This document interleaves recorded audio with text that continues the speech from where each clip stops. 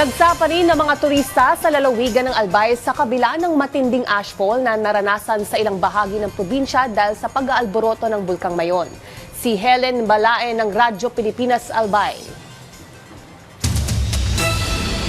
32 barangay sa lalawigan ng Albay ang nakaranas ng ashfall matapos muling makapagtala ng malakas na pyroclastic density current o uson mula sa patuloy na aktibidad ng Bulkang Mayon. Ayon sa tala ng PHIVOLCS, ito ang pinakamalayo at pinakamalaking uson na nalikha ng bulkan mula nang magsimula ang pag-aalboroto nitong Enero. Kumalat ang abo sa mga barangay na nakapalibot sa bulkan dahilan upang maapektuhan ang kabuhayan at pang-araw-araw na gawain ng mga residente. Kabilang sa mga apektadong lugar ang ilang tourist destination sa bayan ng Kamalig, partikular na ang Sumlang Lake. Kaya naman ang lokal na pamahalaan ng Kamalig naglabas ng abiso na nagbabawal sa mga travel agency at mga tour guide na magpapasok ng mga turista sa mga apektadong lugar. Binigyan din tayo natin ng instruction ang mga travel agencies and tour guides na iwasan na muna po ang mga areas na to para po hindi natin ma-expose ang ating mga turista sa mga epekto po ng ashfall.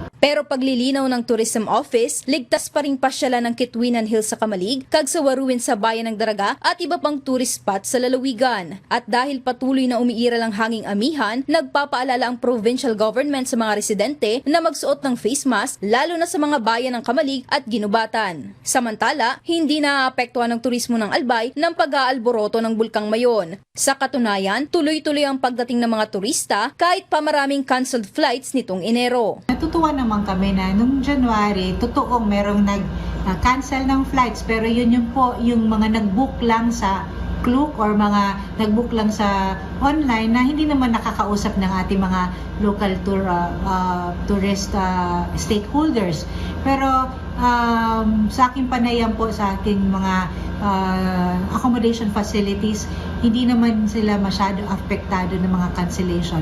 Patuloy rin ang paalala ng provincial government sa mga turista na manatiling updated sa kanilang mga inilalabas na abiso at tumiwas sa mga lugar na malapit sa dinadaluyan ng uson habang nagpapatuloy ang abnormal na aktibidad ng bulkan. Mula sa Albay, para sa Integrated State Media, Helen Balae ng Radyo Pilipinas, Radyo Publiko.